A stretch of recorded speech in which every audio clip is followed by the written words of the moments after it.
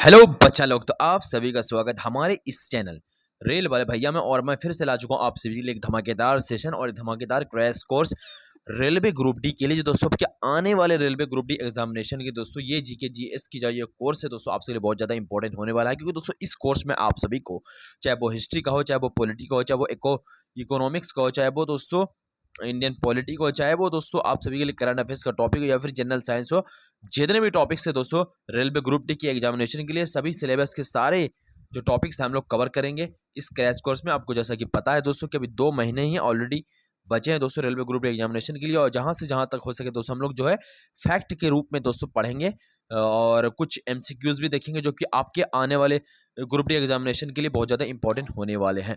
सो दोस्तों आज से हम लोग जो है हिस्ट्री का जो है स्टार्ट करने जा रहे हैं। हिस्ट्री का जो है पहला चैप्टर जो आप सभी का सिंधु सभ्यता है, उसके पहले चैप्टर या फिर कहा जाए पहले सिलेबस के पहले चैप्टर का हिस्ट्री का जो है हम सभी जो है पूरा क्या बोलते हैं फैक्ट्स देखेंगे जो आपके इंपॉर्टेंट फैक्ट्स होंगे आप पहले, तो हम लोग लास्ट में जो है इंपॉर्टेंट जो है एमसीक्यूज भी करेंगे जो कि आपके आने वाले एग्जामिनेशन के लिए इंपॉर्टेंट भी हो सकता है। तो बिना कोई देरी किए अगर आपको इसका पीडीएफ चाहिए, पीडीएफ आपको डिस्क्रिप्शन में लिंक मिल जाएगा, वहाँ टेलीग्राम चैनल से आप जो इसका पीडीएफ डाउनलोड कर सकते हैं। तो हम लोग दोस्तों जो इंपॉर्टेंट फैक्ट्स पढ़ेंगे जो कि आपके आने वाले एग्जामिनेशन में आ भी सकते हैं और पूछे जा भी सकते हैं। ठीक है, तो बिना कोई देरी के हम लोग स्टार्ट करते हैं, बिना कोई देरी के तो मिलते हैं।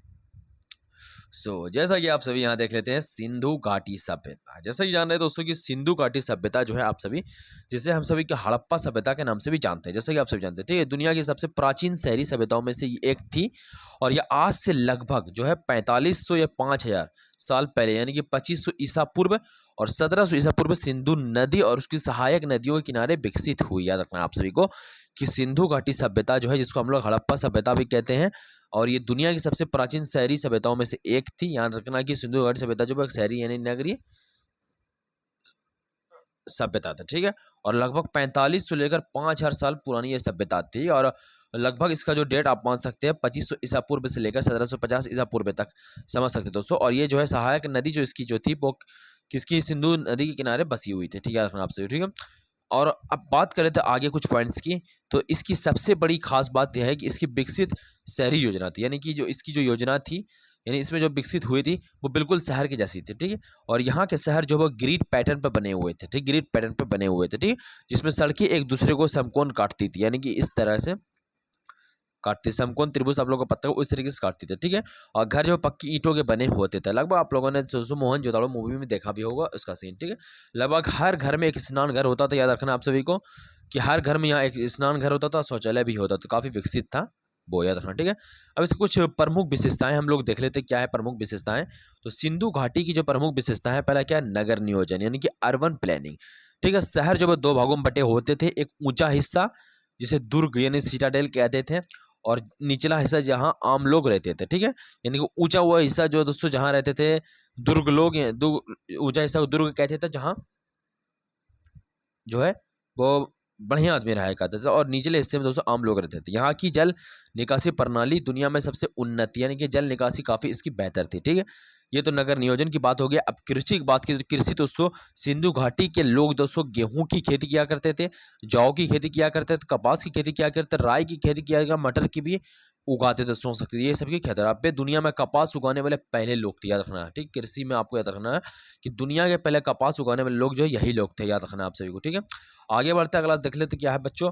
अगला है आप सभी कला और शिल्प यानी कि आर्ट और क्राफ्ट में दोस्तों यहाँ कहाँ थे वो जानते हैं। ठीक है, तो दो यहाँ के लोग दोस्तों मिट्टी के बर्तन, मोहरे, आभूषण और मूर्तियां बनाने में कुशल थे। याद रखना आप सभी। ठीक है, यहाँ के जो बर्तन है, मोहरे और आभूषण और क्या बोलते हैं मूर्ति बनाने में कुशल थे। ठीक है, मोहनजोदड़ो से मिली जो कांस की नार्तिकी की मूर्ति है इसका सबसे बड़ा प्रसिद्ध उदाहरण, याद रखना। कांस की जो नार्तिकी मिली है वो सबसे बड़ा उदाहरण है कि यहाँ के लोग दोस्तों कला और शिल्प में भी आगे हुआ करते थे। ठीक है, अब जरा आगे बढ़ते हैं और अगला देखते हैं क्या है हिसाब है पॉइंट।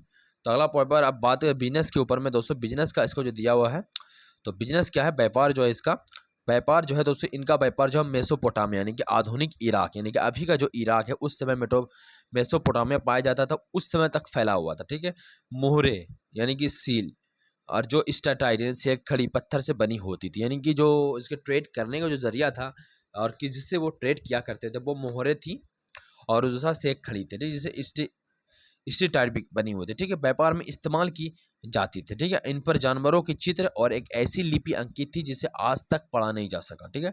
इसके जो जानवरों के चित्र थे और एक ऐसी लिपि थी जिसे आज तक पढ़ा नहीं जा सका है, ठीक है। अब धर्म के बारे में जानते हैं ये किनको मानते थे, ठीक है। तो धर्म के बारे में बात किया जाए तो यहाँ किसी बड़े मंदिर के अवशेष नहीं मिले। मोहरों पर मिले चित्रों के आधार पर माना जाता है कि वे मातृ देवी और पशुपति, ठीक है, मातृ देवी यानी माता को पूजने वाले थे और पशुपति यानी कि आधव शिव यानी शिव की पूजा करते थे, याद रखना, ठीक है। अब जरा कुछ परिचलाओं के लिए भी कुछ महत्वपूर्ण तथ्य देख लेते हैं। तो आपको बता दें कि सिंधु घाटी सभ्यता दुनिया की 4 सबसे पुरानी शहरी सभ्यताओं में से एक थी और इसे हड़प्पा सभ्यता भी कहा जाता है, जैसे कि मैंने ऊपर में बताया आपको। और 1921 में दोस्तों हड़प्पा नामक स्थल की खोज हुई थी, याद रखना आप सभी को, ठीक है। 1921 में इसकी खोज हुई थी हड़प्पा नामक स्थल की, ठीक है। और ये कांस्य युगीन यानी कि ब्रॉन्ज एज भी इसको कहा जाता है, याद रखना है, ठीक है, हड़प्पा सभ्यता को, ठीक है। नगर नियोजन करें जैसे कि अब मैंने आपको बताया था, ऊपर ही बताया हूँ और यहाँ भी बता रहा हूँ फिर से। ग्रिड प्रणाली थी यानी शहर जो जाल की तरह व्यवस्थित थे जहाँ सड़कें एक दूसरे से समकोण 90 डिग्री पर करती है, ठीक है। पक्की ईंटों का उपयोग मकान नले बनाने के लिए पक्की ईंटों का उपयोग होता था, ठीक है। उन्नत जल निकासी वो काफ़ी अच्छा थी यहाँ, जैसे कि मैंने आपको बताया अभी। और उसके अलावा दोस्तों शहर का विभाजन, ठीक है, तो पश्चिमी टीला और पूर्वी टीला, ठीक है, ऊंचाई पर होता था और यहाँ शासक वर्ग रहता था, ठीक है। और यह बड़ा होता था और यहाँ आम नागरिक रहते थे, निचला शहर, ठीक, पूर्वी टीला में, ठीक है। अब आगे बढ़ते अगला देख लेते क्या है। अब कुछ जरा सा प्रमुख स्थल उनकी मिली वस्तुएं देख लेते हैं और ये टेबल आपके लिए बहुत महत्वपूर्ण जो स्थिति है यहीं क्वेश्चन आते भी, ठीक है। जैसे कि आपको याद रखना दोस्तों कि स्थल खोजकर्ता वर्ष और नदी आधुनिक स्थान प्रमुख खोजे, ठीक है। तो हड़प्पा दोस्तों दयाराम साहनी ने इसको खोजा 1921 में खोजा, याद रखना, ठीक है। हड़प्पा को दोस्तों दयाराम साहनी ने खोजा था 1921 में, खोजा था कहाँ खोजा था, रावी नदी के किनारे, ठीक है। आधुनिक नाम लिया क्या, पंजाब पाकिस्तान, जो कि पंजाब के अभी पाकिस्तान में दोस्तों ये हड़प्पा आपको देखने को मिलेगा, ठीक है। अब प्रमुख खोजे क्या है, अन्नागर, ठीक है, 6 मीटर की कतार में, ठीक है, 6 की कतार में है और R37 कब्रिस्तान है, याद रखना। अगला है मोहनजोदड़ो। मोहनजोदड़ो जिसको राखल दास बनर्जी ने खोजा 1922 में, बस जस्ट 1 साल बाद, ठीक है। और ये सिंधु नदी के किनारे था और सिंध का पाकिस्तान, ये भी आपका पाकिस्तान में है।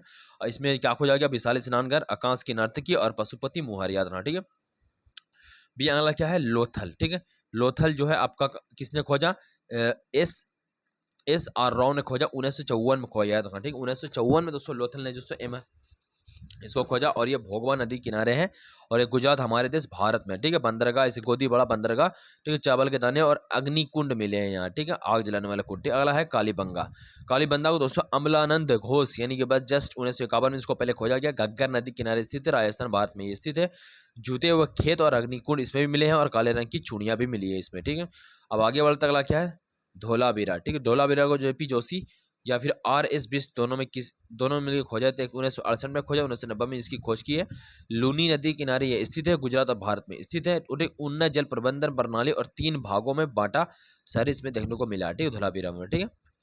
अब जरा कुछ अन्य प्रमुख बिंदुएं देख लेते हैं, क्या है कि मुख्य फसलें, ठीक है, इनकी मुख्य फसलें गेहूं और जौ थी। दुनिया में कपास उगाने का श्रेय इन्हीं को माना जाता है। कि धातु ज्ञान में दोस्तों तांबा ये जानते थे, कांस के बारे में ज्ञान था, सोना ज्ञान था, चांदी से परिचित थे, लेकिन लोहे का परिचित नहीं थे, ये आपको याद रखना है, ठीक है। ये क्वेश्चन बार बार भी पूछा जाता है, ठीक है। लिपि के बारे में इनकी लिपि जो है वो भाव चित्रनात्मक यानी कि पिक्टोग्राफिक थी, ठीक है, भाव चित्रनात्मक थी जिसे अभी तक पढ़ा नहीं जा सका, ठीक है। समाज माना जाता है कि समाज मातृ सत्तात्मक थी यानी कि माँ जो है औरतों को ज़्यादा हक चलता था, ठीक है, क्योंकि यहाँ से बड़ी संख्या में मातृ देवी की मूर्तियाँ भी मिली है, ठीक है। आपको बता दें पवित्र पशु क्या था, कुवड़ वाला सांड जो पवित्र पशु माना जाता था, ठीक है। अब जरा कुछ MCQs देख लेते हैं बच्चों। तो पहला MCQs बनेगा आपसे कि हड़प्पा सभ्यता का सर्वाधिक मान्यता प्राप्त काल क्या है, तो आपसे उत्तर हो जाएगा 2500 लेकर 1750 ईसा पूर्व तक, याद रखना, ठीक है। आपको बता दें कि रेडियो कार्बन डेटिंग जैसी विधियों के आधार पर 2500 ईसा पूर्व से लेकर 1750 ईसा पूर्व तक का समय इस सभ्यता का सबसे परिपक्व और स्वीकृत कला मान जाता, ठीक है। अगला सवाल बनता है आप सभी का कि सिंधु घाटी सभ्यता की सबसे महत्वपूर्ण विशेषता क्या थी, तो आपसे उत्तर हो जाएगा पकी हुई ईंटें से भवन और जल निकासी प्रणाली दोस्तों इसकी सबसे मुख्य विशेषता है, ठीक है। आपको बता दें कि इस सभ्यता की पहचान इसकी सुनियोजित शहरी योजना, पकी ईंटों के उपयोग और दुनिया की सबसे उन्नत जल निकासी व्यवस्था होती है, ठीक है। अगला सवाल है आप सभी का कि विशाल स्नानघर कहाँ मिला था, तो आपसे उत्तर मोहनजोदड़ो में दोस्तों विशाल स्नानघर मिला था, ठीक है। तो मोहनजोदड़ो से मिला विशाल स्नानघर एक महत्वपूर्ण सार्वजनिक स्थल था और इसका उपयोग जो है संभवतः धार्मिक अनुष्ठानों के लिए किया जाता था, ठीक है। अब जरा आगे बढ़ता अगला सवाल देख लेते हैं बच्चों। अगला सवाल क्या है कि हड़प्पा कालीन मोहरिया अधिकांशतः किसकी बनी होती थी, तो आपसे उत्तर होगा ये शेख खड़ी की बनी होती थी, ठीक है। आपको बता दें कि अधिकांश मोहरे से खड़ी नामक नरम पत्थर से बनी होती थी और इस पर जानवरों की चित्र और एक रहस्यमय लिपि अंकित रहती थी। ठीक है, अगला सवाल बनता है आप सभी का कि सिंधु घाटी सभ्यता के लोगों का मुख्य व्यवसाय क्या था? कृषि ही था। याद रखना, जो अभी हमारे भारत का भी कृषि ही है। ठीक है, यद्यपि व्यापार और पशुपालन में महत्वपूर्ण थे, लेकिन इस विशाल सभ्यता का आधार कृषि ही था, जो गेहूं, जौ और कपास जैसी खेती उगाता था। ठीक है, अगला सवाल देखते हैं। अगला सवाल क्या बच्चों कि सिंधु घाटी सभ्यता का किस स्थल से बंदरगाह के साक्ष्य मिले? तो आपसे उत्तर होगा लोथल से। दोस्तों बंदरगाह के साक्ष्य मिले जो अभी गुजरात में। ठीक है, गुजरात में स्थित लोथल एक प्रमुख व्यापारिक केंद्र था जहां दुनिया का सबसे पुराना ज्ञात बंदरगाह मिला है। ठीक है, जो साबित करता है कि भाई समुद्री व्यापार में भी सक्रिय थे। याद रखना। ठीक है, और क्वेश्चन देखते हैं। और क्वेश्चन क्या कि हड़प्पा सभ्यता के संपूर्ण क्षेत्र का आकार किस प्रकार था? आपसे बताओ त्रिभुजाकार था। ठीक है, अगला सवाल देख लेते हैं बच्चों, यहाँ थोड़ा सा इसका विवरण देख लेते हैं। क्या है कि यदि सिंधु घाटी सभ्यता के प्रमुख स्थलों को मिलाया जाए तो इसका कुल क्षेत्रफल लगभग एक त्रिभुज का आकार लेता है, जो लगभग 13 लाख वर्ग किलोमीटर तक फैला हुआ था। ठीक है, अगला सवाल आपसे, सिंधु घाटी सभ्यता के घरों के दरवाजे और खिड़कियां सामान्यतः किस ओर खुली रहती थी? तो आपसे उत्तर होगा गली की ओर खुली हुई रहती थी, यानी पीछे की ओर। ठीक है, गोपनीयता और धूली मिट्टी से बचाव के लिए हड़प्पा सभ्यता में घरों के मुख्य दरवाजे सड़क पर ना खुलकर पीछे की गलियों में खुलते थे। इसका एकमात्र अपवाद जो है वो लोथल में है, और जहाँ घरों के दरवाजे मुख्य सड़क की ओर खुलते थे। ठीक है, अगला सवाल बनता है आप सभी का कि सर्वप्रथम घोड़े के अवशेष सिंधु घाटी सभ्यता में कहाँ मिले? तो आपसे उत्तर होगा सुरकोतदा में। दोस्तों घोड़े के अवशेष मिले हैं। ठीक है, आपको पता है गुजरात के सुरकोतदा नामक स्थल से घोड़े की अस्थियों के अवशेष मिले हैं, हालांकि यह स्पष्ट घोड़ा इस सभ्यता का प्रमुख पशु नहीं था। ठीक है, अगला सवाल बच्चों आप सभी का, हड़प्पा सभ्यता के लोग मिट्टी के बर्तनों में सामान्यतः किस रंग का प्रयोग करते थे? तो आपसे उत्तर होगा लाल रंग का उपयोग करते थे। ठीक है, आपको बता दें कि यहाँ के लोग जो है लाल रंग के मिट्टी के बर्तन बनाते थे, जिन पर काले रंग से डिजाइन या चित्रकारी की जाती थी। ठीक है,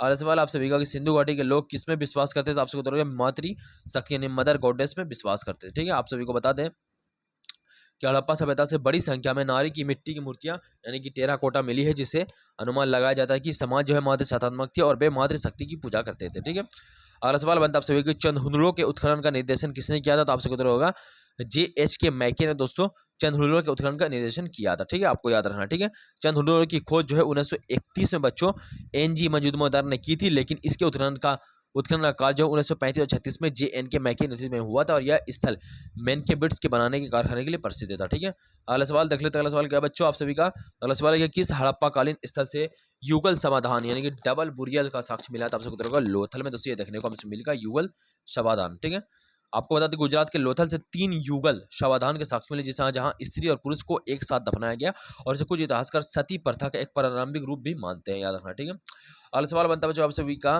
कि